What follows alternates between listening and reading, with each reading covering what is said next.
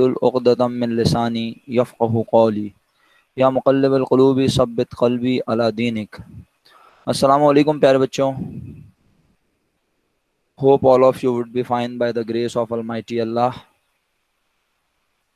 Today we are going to start our subject Principles of Accounting for second year.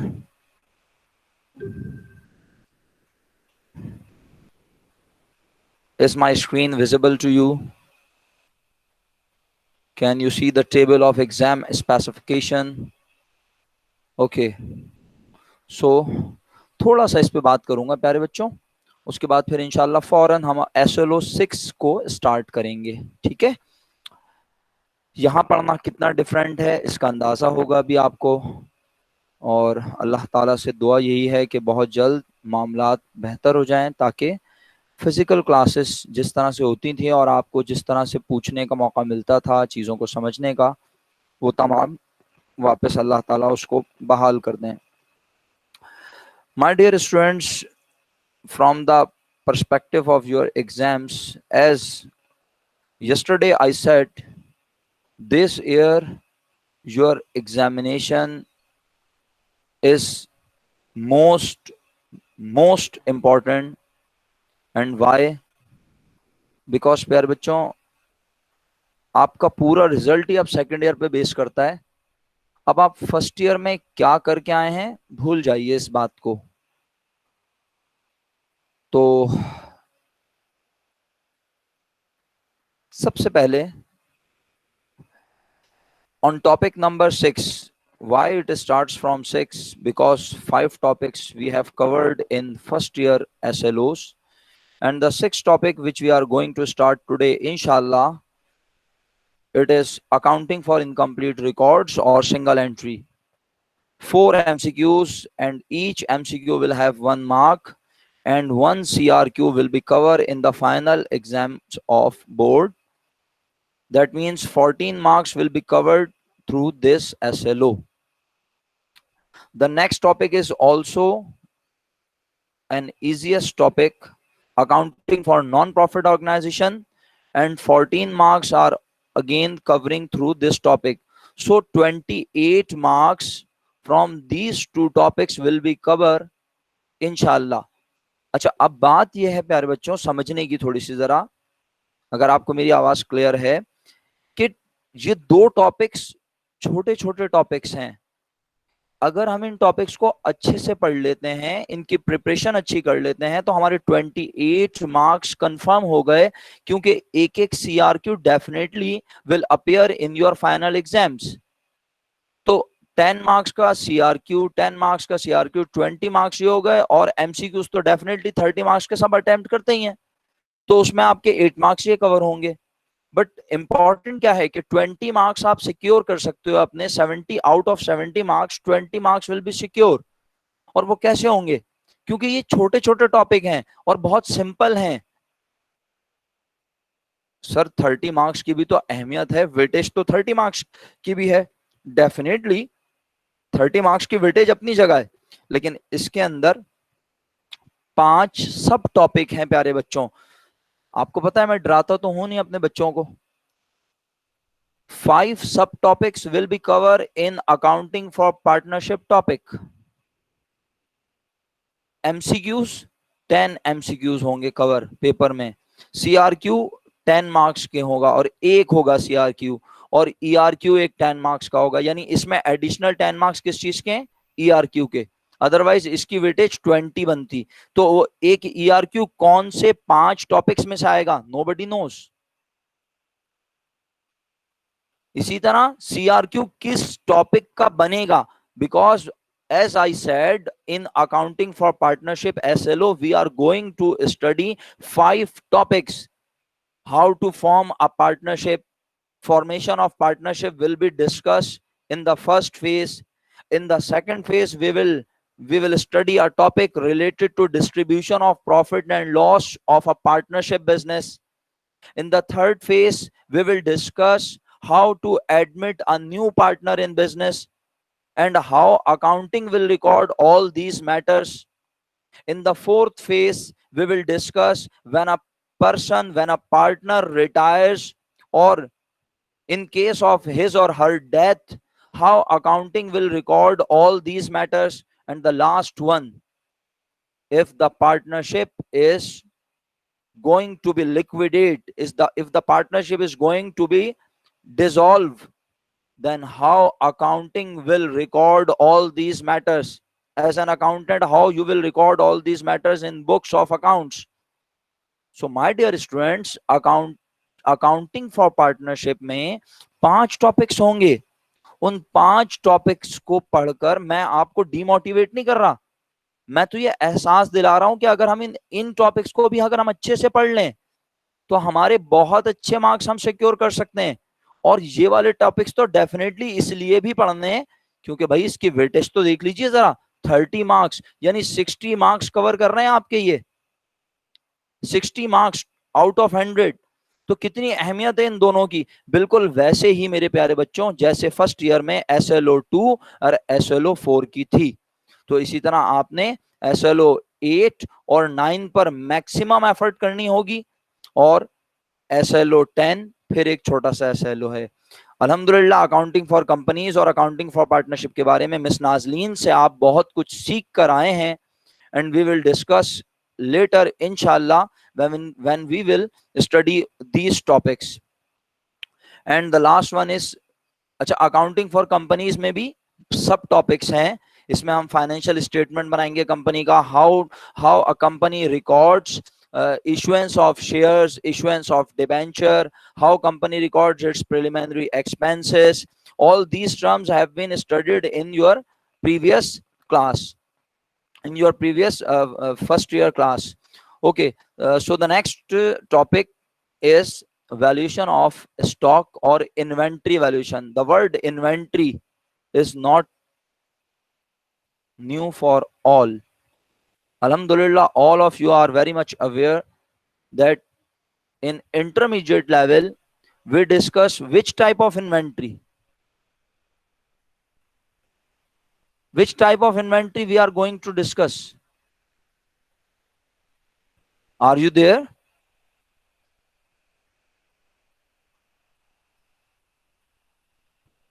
So which type of inventory we are going to discuss in first year?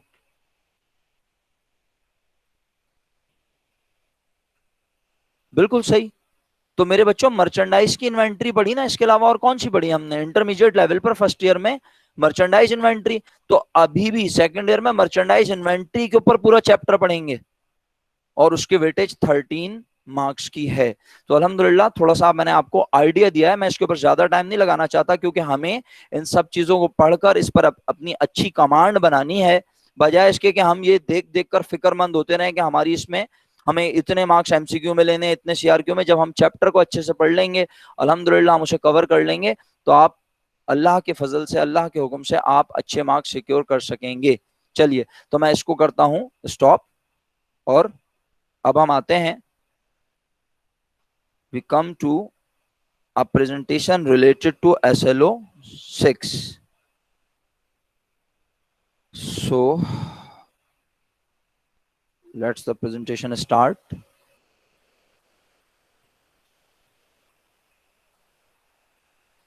Acha, my dear students, if all of you are here and able to listen clearly, so please note that from tomorrow, inshallah, from tomorrow I am going to take class on Zoom. तो आप लोगों को पता कैसे चलेगा मैं zoom पे class ले रहा हूं और लिंक कहां होगा? Remember, all teachers are using Google classroom stream as a notice board. ठीक है, वो जो आपकी गूगल क्लासरूम की स्ट्रीम है उसको हम तमाम टीचर्स यूज कर रहे हैं एज अ नोटिस बोर्ड. तो मैं वहां पर इंशाल्लाह आज शाम तक, वरना आप कल सुबह 9 बजे से पहले, यानी आपकी पहली क्लास स्टार्ट होने से पहले आप एक बार गूगल स्ट्रीम चेक कर लेंगे. मेरी कोशिश है मैं आज ही पोस्ट कर दूं. जूम सबने इंस्टॉल कर लिया है. मैंने एक वीडियो भी कल शेयर की थी जिसमें how to connect and how to install Zoom था. अल्हम्दुलिल्लाह कुछ बच्चे तो जूम पर मेरे साथ पहले ही मीटिंग कर चुके हैं. जब ये लॉकडाउन स्टार्ट हुआ था तो उस वक्त कुछ बच्चों ने मेरे साथ जूम पर मीटिंग की थी, कुछ चीजें पढ़ी थी, डिस्कस की थी. So my dear students, because my subject has limitation related to switching off windows. मुझे एक बार वर्ड से एक्सेल पे जाना है, एक्सेल से वर्ड पे, तो मेरे लिए स्क्रीन जो है वो शेयर करना बड़ा डिफिकल्ट हो जाएगा. So therefore I decided I should move to Zoom. और मैं जूम का लिंक इंशाल्लाह आज शेयर करवाऊंगा. और फिर जिस दिन मुझे गूगल मीट पे क्लास लेनी होगी उस दिन आपको जूम का लिंक नहीं मिलेगा. जूम का लिंक एक ही रखूंगा, बार बार चेंज नहीं करूंगा. फ्रॉम टुमारो ऑनवर्ड गूगल हम जूम पर ही क्लास कंडक्ट करेंगे. ठीक है, is it clear?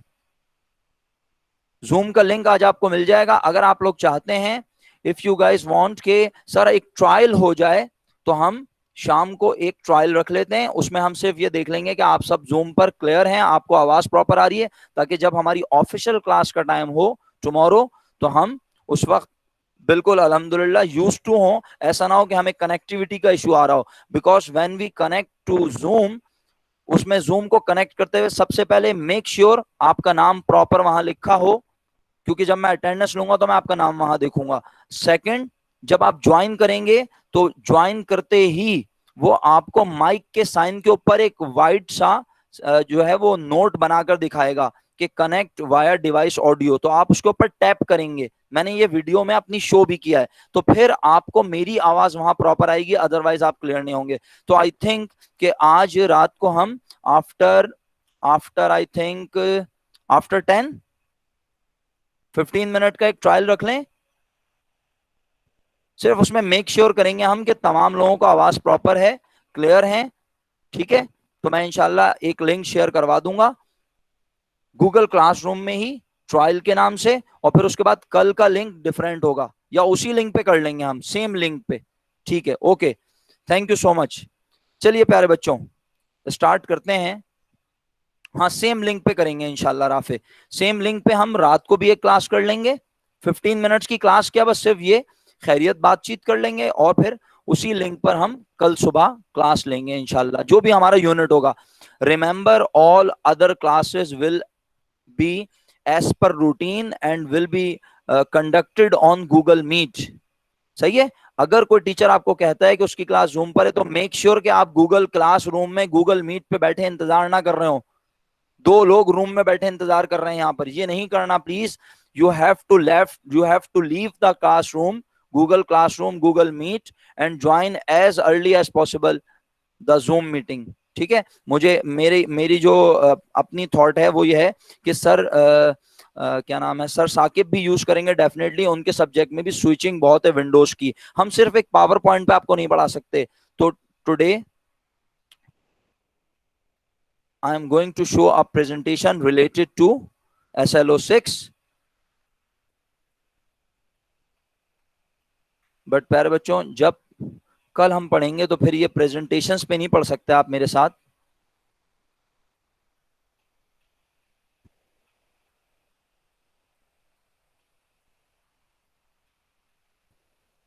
Okay.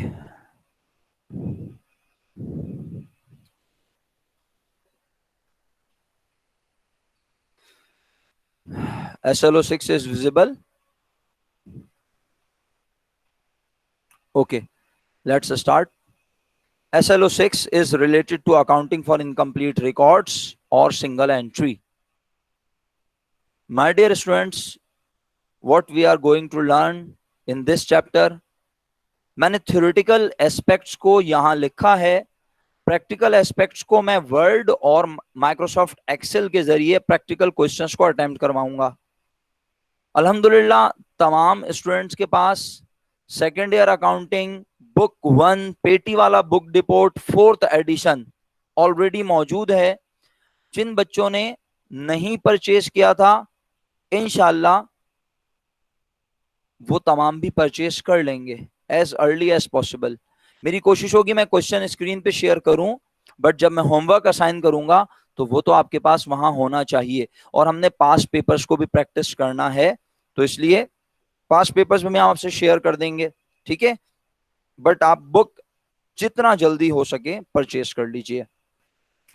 So my dear students, first in the first slide I am going to discuss meaning and nature of incomplete records.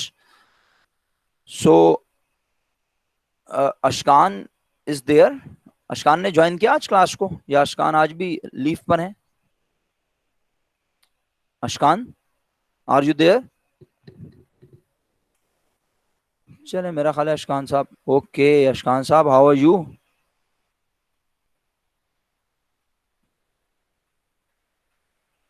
Okay अशकान साहब, I am very much thankful कि आपने उस वक्त हमें Google classroom पर आने के लिए कहा था जिस वक्त लोग कोविड-19 के वर्ड से भी वाकिफ नहीं थे। तो I am very much thankful कि आपने हमें गूगल क्लासरूम पर आने का मशवरा दिया था। So nice of you my dear.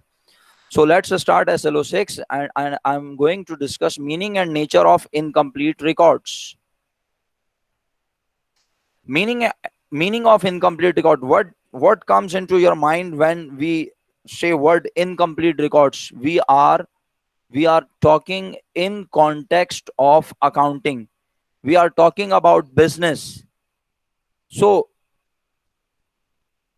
business को दिमाग में रखते हुए इनकम्प्लीट रिकॉर्ड से, यानी आप बिजनेस आपके माइंड में है और इनकम्प्लीट रिकॉर्ड का वर्ड आपको अकाउंटिंग के कॉन्टेक्स्ट में क्या बताता है? Can anyone explain? Anyone like to share? When we forget to record complete transaction. Ilyan, well done, very good. Huzaifa said error in recording. Harim said single entry. Harim, have we studied earlier single entry? Have we performed this task? In which topic?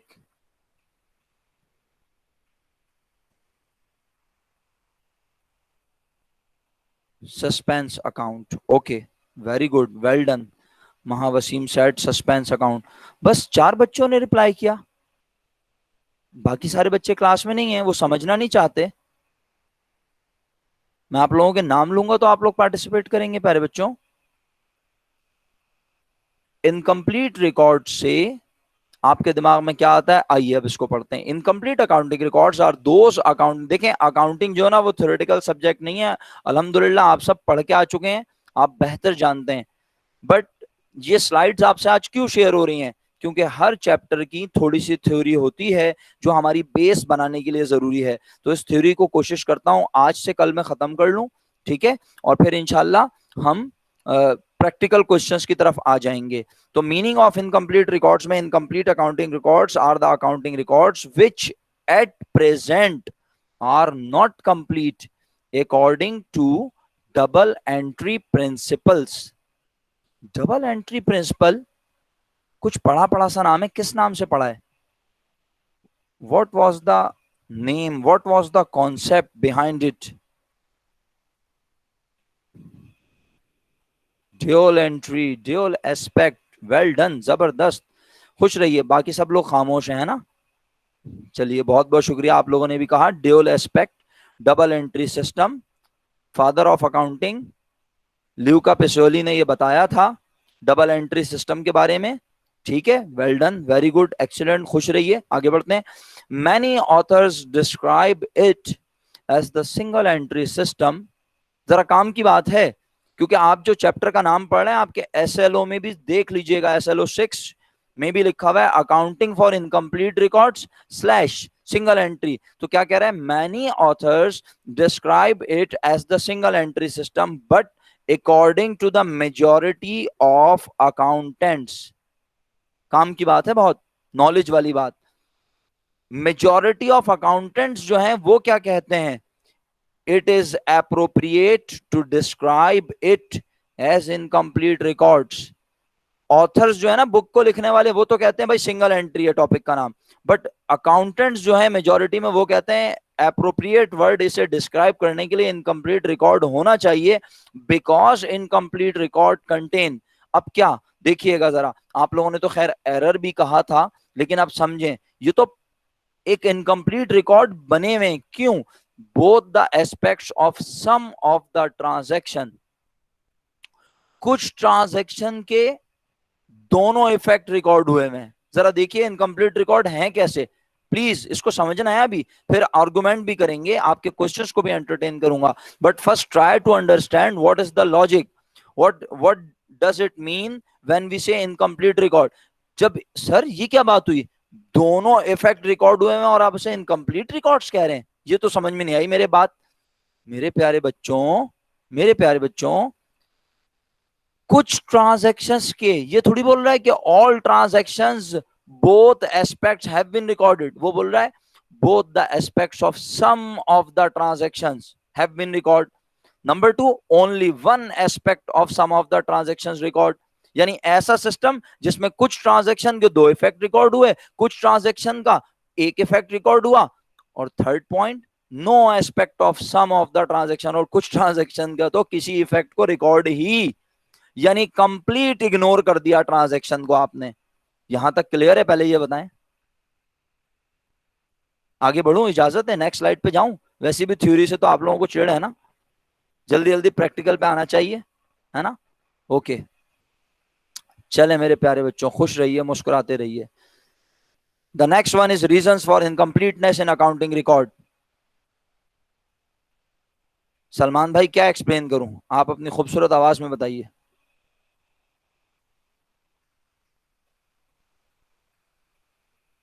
Sir जो previous slides पे जो तीन points इस पे लिखा था कि incomplete records contain, वो तीनों पॉइंट्स वापस समझा दें। बिल्कुल सर, देखें वो कह रहा है एक ऐसा सिस्टम, अब माइक म्यूट कर दीजिएगा, एक ऐसा सिस्टम जहां पर कुछ ट्रांजैक्शन, ये जो वर्ड है ना सम, इसकी बड़ी अहमियत है। अगर ये सिर्फ लिखा हो both the aspects of transaction तो बात ही खत्म हो जाएगी, हमने तमाम ट्रांजैक्शन के दोनों इफेक्ट्स को रिकॉर्ड कर लिया, तो ये कैसा इनकम्प्लीट रिकॉर्ड हुआ, ये तो कंप्लीट रिकॉर्ड हो गए।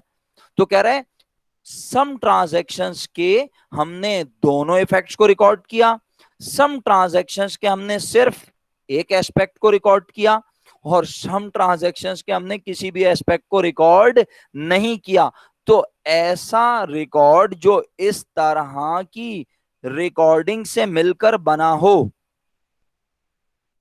ऐसा रिकॉर्ड जो इस तरह की ट्रांजैक्शन से मिलकर बनाओ, जिसमें किसी ट्रांजैक्शन के दो इफेक्ट रिकॉर्ड हुए, जिसमें किसी ट्रांजैक्शन का एक इफेक्ट रिकॉर्ड हुआ, और जिसमें किसी ट्रांजैक्शन का एक भी इफेक्ट रिकॉर्ड ना हुआ हो, उसे अकाउंटिंग के कॉन्टेक्स्ट में क्या कहते हैं सलमान?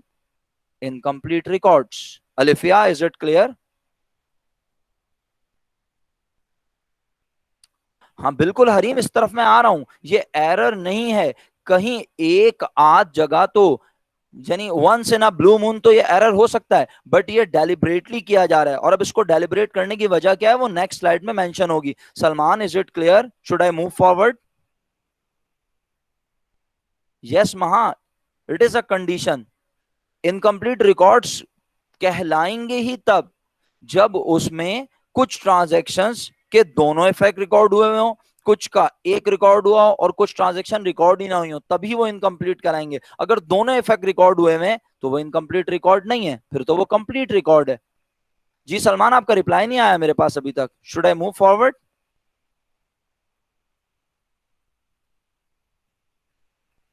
राफे, यही तो मैंने अर्ज किया, अगर बोथ एस्पेक्ट रिकॉर्ड हो गए तो फिर ये इनकम्प्लीट रिकॉर्ड थोड़ी रहेगा। जी आपने ओके भी कह दिया। Salman, are you there?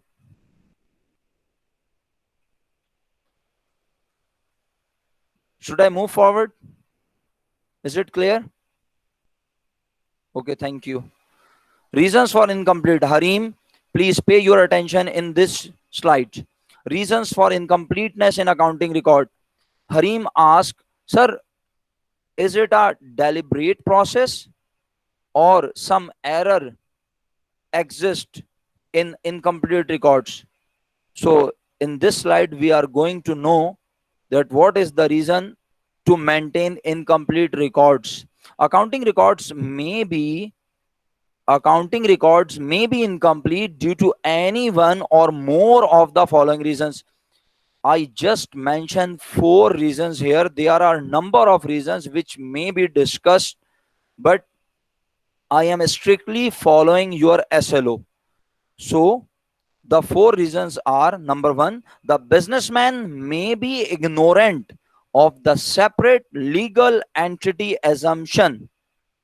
Again, the businessman, the man who is doing business, the man who is performing accounting of the business is maybe ignorant of the, is might be possible that he does not know the separate legal entity assumption. Have we studied earlier this thing? Have we studied earlier? And what was the name of this concept? Yes, my dear students, please. What was the accounting principle? What was the concept? Yes, Harim, excellent.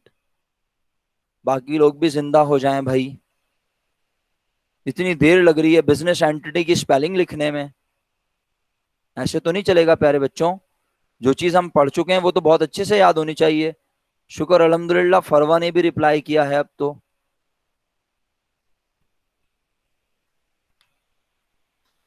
चलें जी, thank you so much. देखें आप में से जो लोग participate कर रहे हैं, I am very much thankful. तमाम लोगों को चाहिए कि वो जरूर पार्टिसिपेट करें.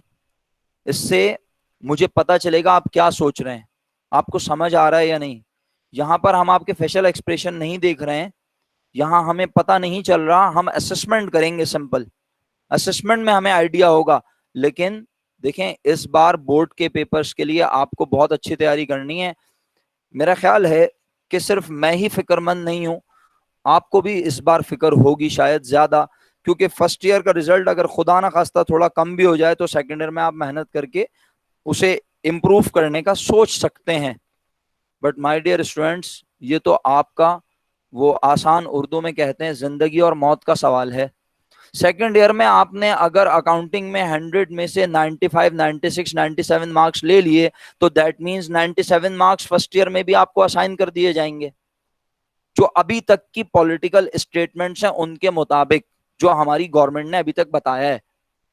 हाँ, अगर बाद में पॉलिसी चेंज हो जाए और कुछ नया स्टेटमेंट दे दें तो वो एक अलग बात है. कोई नया कानून आ जाए, वो बोलें जी ये कानून एप्लीकेबल नहीं है और एग्जाम लेने पड़ेंगे और एमसीक्यू बेस होंगे, वो एक अलग बात है.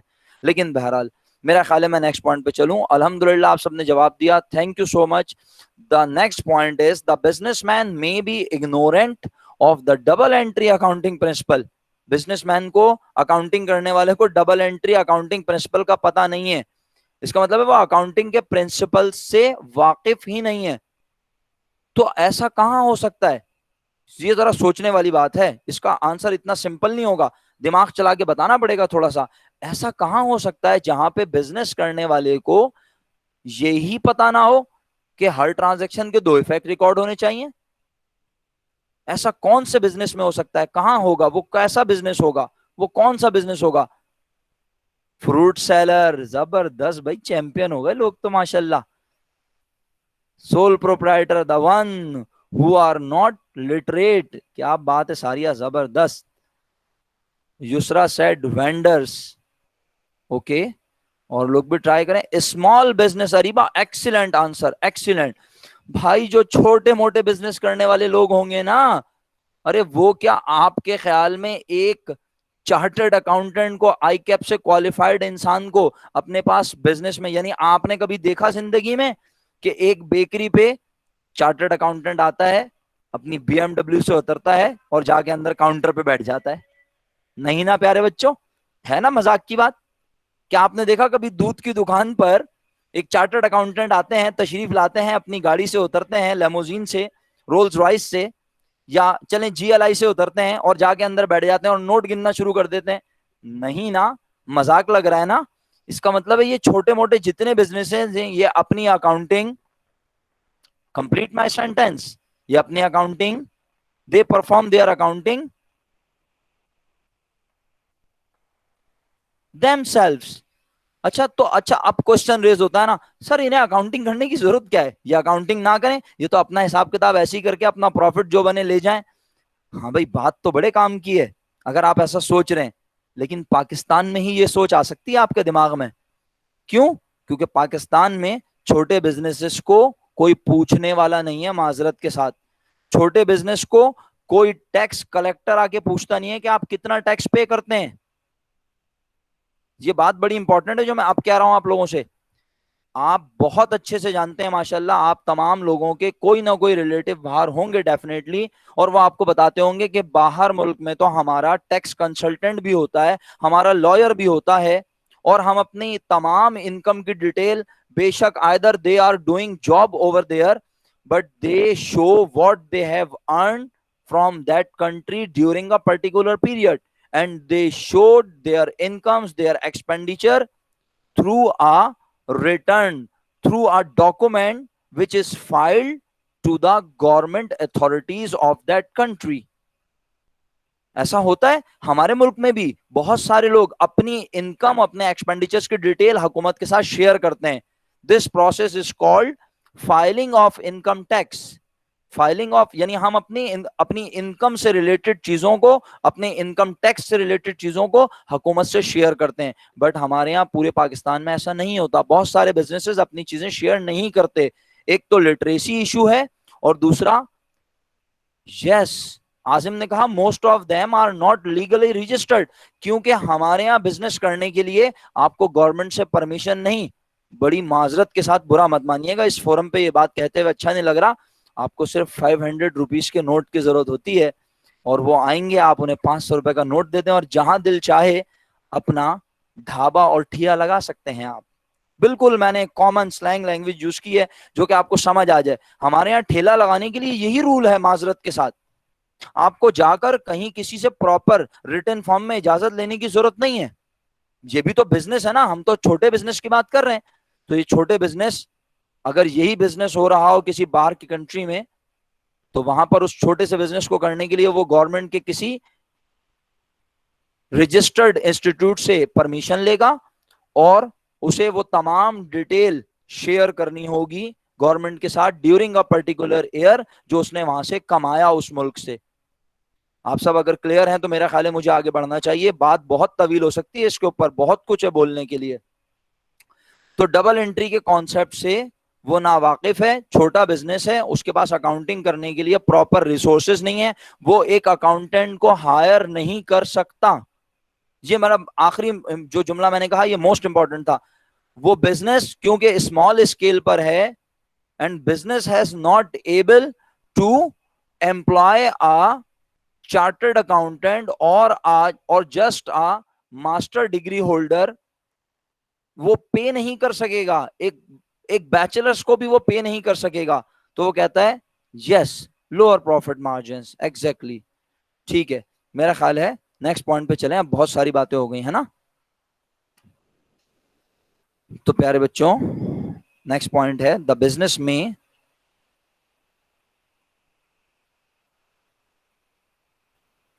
business may not intentionally maintain proper accounts to evade taxation. business deliberately business deliberately अपने रिकॉर्ड्स को प्रॉपरली मेंटेन नहीं कर रहा ताकि वो टैक्स से बच सके, टैक्स से उसकी जान छूट जाए, उसे टैक्स ना देना पड़े। Number 4, destruction of the books of account due to fire, flood etcetera. ये भी तो मुमकिन है कि किसी बिजनेस के प्रॉपर रिकॉर्ड मेंटेन हो रहे थे। हरीम, अब आप हमारे साथ हैं, या आखिरी पॉइंट बड़ा इंपॉर्टेंट है। इसका मतलब है ये 3 पॉइंट्स के मुताबिक तो डेलिब्रेटली आपने अपने रिकॉर्ड्स को मेंटेन किया, सिंगल एंट्री इनकम्प्लीट रिकॉर्ड्स बनाए, but the last point is very much different.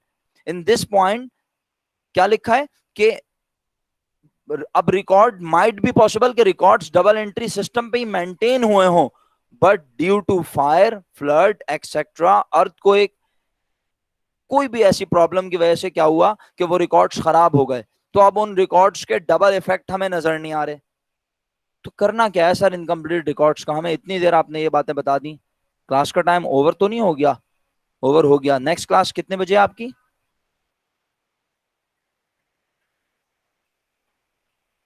अच्छा, हुजैफा भाई ने कुछ कहा। हरीम सेट सर रीजन 1 में बिजनेस एंटिटी कैसे रिलेटेड है सर? अगर इन केस बिजनेसमैन अपने पर्सनल एक्सपेंसेस बिजनेस के अंदर लिखता है तो तब भी वो टू एस्पेक्ट्स तो लिख सकता है, सिंगल एंट्री क्यों बनाएगा? क्योंकि उसे क्योंकि जब वो अपने पर्सनल एस्पेक्ट्स को लिख रहा है तो बात वही है ना कि उसके एक्सपेंसेस तो बिजनेस में रिकॉर्ड नहीं होने चाहिए, तो फिर दोबारा रिकॉर्ड्स इनकम्प्लीट हो गए, प्रॉपर नहीं हुए जैसे होने चाहिए हरीम। ठीक है, यानी बिजनेसमैन को पता ही नहीं है कि कौन सी चीज बिजनेस से रिलेटेड है और कौन सी मेरी जात से, तो वो हर चीज को रिकॉर्ड किए जा रहा है। ठीक है, अच्छा नेक्स्ट पॉइंट क्या है? अच्छा 10:40 है क्लास का टाइम ना, ओके, तो मेरे बच्चों और 10:50 पे नेक्स्ट क्लास स्टार्ट होगी, राइट। और हुजैफा कहते हैं तो सर ये तो डेलिब्रेट नहीं हुआ। जी हाँ बिल्कुल, ये 3 पॉइंट्स हुजैफा, हुजैफा ये 3 पॉइंट्स डेलिब्रेटली थे, बट ये डेलिब्रेटली नहीं है। बट इस सूरत में क्या होगा, अब रिकॉर्ड्स जो कि प्रॉपर थे भी अगर अब वो प्रॉपर नहीं रहेंगे ना, क्या होगा उन रिकॉर्ड्स में, वो रिकॉर्ड्स के कुछ इफेक्ट मिट जाएंगे, खराब हो जाएंगे, इनकम्प्लीट रिकॉर्ड हो जाएंगे। सिस्टम आपका खराब हो गया, फ्लड आने की वजह से, आग लगने की वजह से आपके रिकॉर्ड्स अब आपके पास उस तरह से अवेलेबल नहीं है। तो आप क्या करेंगे, अब इनकम्प्लीट रिकॉर्ड्स की मदद से बिजनेस की परफॉर्मेंस डिसाइड करेंगे, बिजनेस का प्रॉफिट लॉस मालूम करेंगे, बिजनेस का फाइनेंशियल स्टेटमेंट्स प्रिपेयर करेंगे। यही हमने इस चैप्टर में पढ़ना है। हरीम आप क्लियर हैं? हुजैफा आगे बढ़े बेटा, चलें।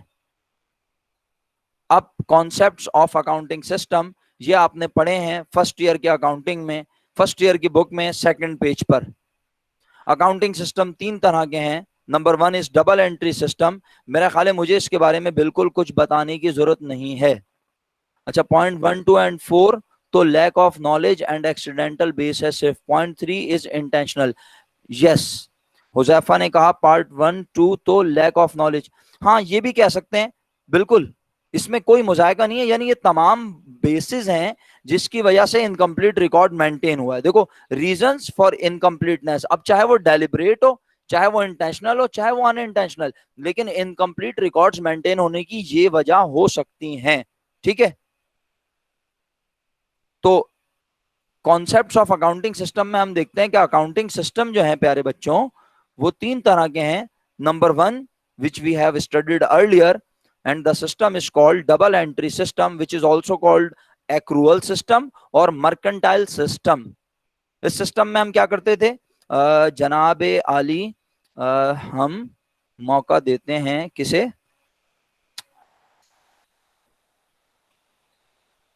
Ismail are you there? Ismail please unmute your mic. Ismail,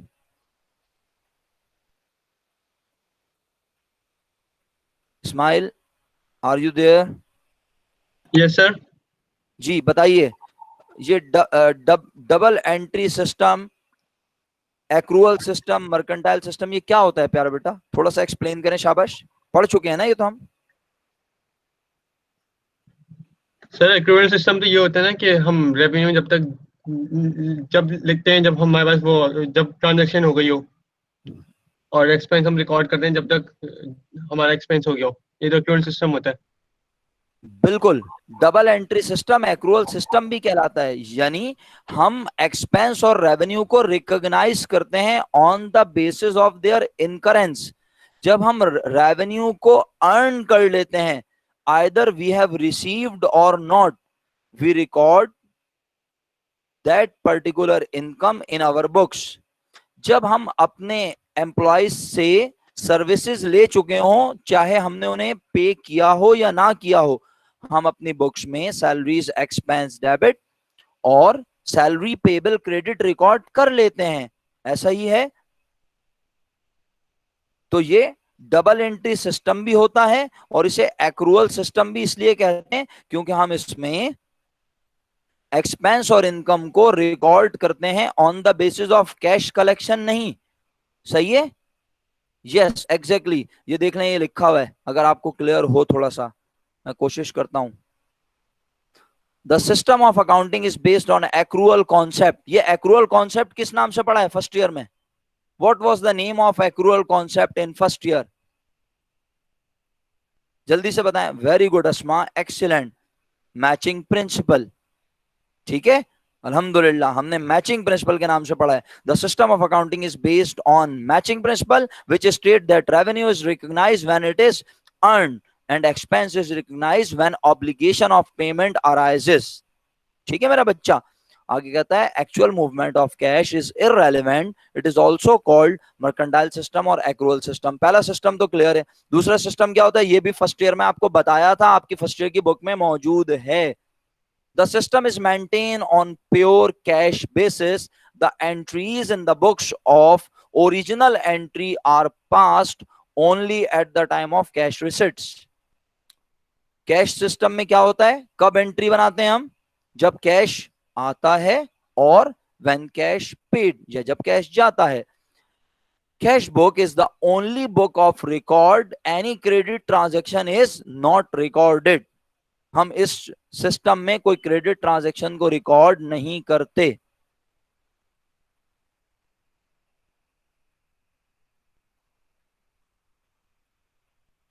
Hasan Ahmad Zahid साहब said sir is not double entry system another name for dual aspect. बिल्कुल, डबल एंट्री सिस्टम का दूसरा नाम ड्यूअल एस्पेक्ट ही है. हम उसमें डबल एंट्री सिस्टम में डबल इफेक्ट को रिकॉर्ड कर रहे हैं ना, और वो डबल इफेक्ट को रिकॉर्ड करने की भी एक वो है लॉजिक कि क्या हम ट्रांजैक्शन कैश के आने और जाने की बेसिस पे रिकॉर्ड करते हैं. नहीं, डबल एंट्री भी है और मैचिंग प्रिंसिपल भी उसके साथ है. यानी ऐसी चीज को भी हसन रिकॉर्ड कर रहे हैं जिसके पैसे अभी मिले नहीं है, but we have earn that amount. हम उस एक्सपेंस को भी रिकॉर्ड कर रहे हैं which have incurred but not yet paid. तो डबल एंट्री का मतलब तो दो इफेक्ट को रिकॉर्ड करना. तो क्या कौन सी वाली, सिर्फ उस ट्रांजैक्शन के. हसन इस बात को क्लियर कर लें, बहुत अच्छा सवाल है कि सिर्फ उस बात के जहां पर दोनों इफेक्ट क्लियर हो. जैसे आपने मर्चेंडाइज परचेज की, अब अगर आपने ऑन क्रेडिट परचेज की तो क्या सिर्फ परचेजेस को रिकॉर्ड करें, ट्रेड पेबल को रिकॉर्ड ना करें. ट्रेड पेबल भी तो रिकॉर्ड होता है ना. क्लियर हुआ कुछ हसन जाहिद? ओके. तो मेरे प्यारे बच्चों, and the third system is single entry system incomplete record. आप लोग, क्योंकि अब क्लास का वक्त तकरीबन खत्म हो चुका है, तो मेरी आपसे रिक्वेस्ट है मैं इसको थोड़ा सा एक्सप्लेन कर देता हूं, फिर आप लोग घर पे क्या कीजिएगा, आपकी बुक जो है आपके पास जो मौजूद है 4th एडिशन, उस बुक के आप पेज नंबर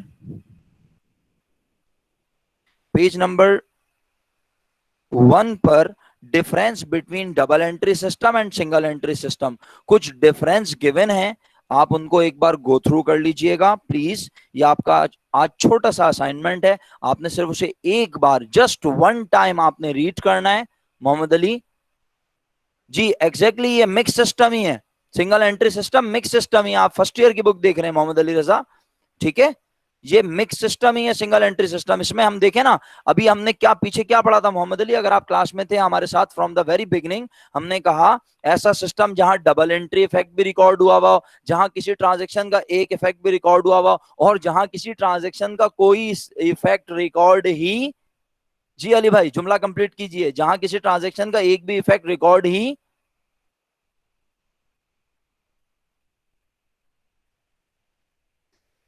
मेरा ख्याल है अली भाई सवाल करके चले गए.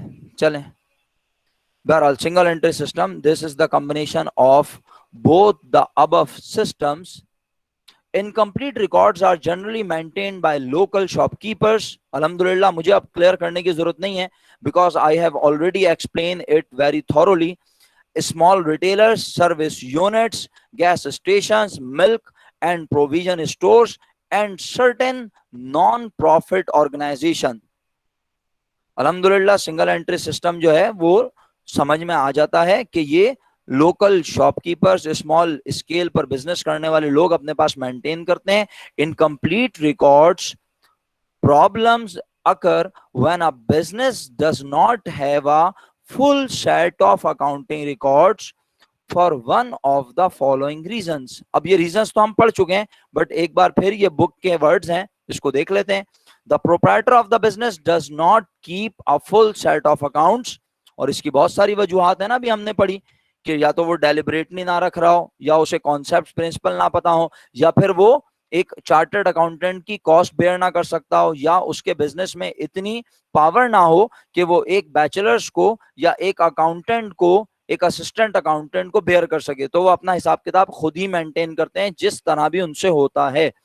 And the second point is some of the business accounts are accidentally lost or destroyed.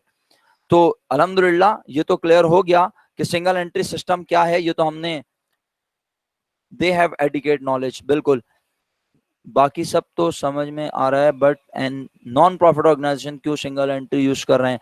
हाँ हुजैफा, देखें नॉन प्रॉफिट ऑर्गेनाइजेशन अगर छोटे पैमाने पे काम कर रही है, लाइक हुजैफा बहुत आसान सी एग्जांपल दे रहा हूँ, फौरन क्लिक कर जाएगी आपके दिमाग में। लाइक आपने अपना जो है 10-15 लड़कों का एक फुटबॉल का जो है आपने एक क्लब बना लिया, ठीक है। तो जब 10-15 लड़के उस फुटबॉल क्लब को ओन करते हैं, तो आपने उस फुटबॉल क्लब को रजिस्टर्ड करवाया। तो फुटबॉल क्लब किस लिए बनाया? प्रॉफिट कमाने के लिए नहीं, बल्कि फुटबॉल को प्रमोट करने के लिए। ऐसा है ना मेरा बेटा? तो अब जो आप उस क्लब के हिसाब किताब को मेंटेन करेंगे डेफिनेटली, क्योंकि सारे मेंबर्स जो हैं वो कुछ ना कुछ पे कर रहे होंगे उस क्लब को, जिससे आप उस क्लब को ऑपरेट कर रहे होंगे, ठीक। तो उसका हिसाब किताब रखने के लिए आपके पास इनफ रिसोर्सेस तो नहीं होंगी कि आप एक चार्टर्ड अकाउंटेंट को, आप एक मास्टर डिग्री होल्डर को कहें कि आप हमारी अकाउंटिंग करें आके। तो आप उसकी अकाउंटिंग भी अपने तौर पर खुद करेंगे, जिस तरह भी आपसे होगी। बाद में फिर क्या करना है वो इंशाल्लाह मैं आपको समझाऊंगा, इंशाल्लाह टुमारो उसके ऊपर मैं ब्रीफ करूंगा कि जब ये सिंगल एंट्री रिकॉर्ड मेंटेन हो गए, तो अब आप अल्हम्दुलिल्लाह अपने आप को समझिए, all of you are chartered accountants, all of you are master degree in business accounting. So ये इनकम्प्लीट रिकॉर्ड्स अब आपके सामने आए हैं, and you are responsible to prepare financial statements from these incomplete records. Is it clear, my dear students? Is it clear? तो घर का काम याद रहेगा क्या करना है, डिफरेंस पढ़ने, सही है। चलें, thank you so much, so nice of you, stay bless, अपना ख्याल रखिएगा, टेक वेरी गुड केयर। मेरी तरफ से फी अमानिल्लाह, अल्लाह हाफिज। आपके नेक्स्ट टीचर यकीनन आ गए होंगे, तो वो क्लास को टेक ओवर करेंगे। मेरी तरफ से फी अमानिल्लाह, अल्लाह हाफिज, खुश रहिए, मुस्कुराते रहिए।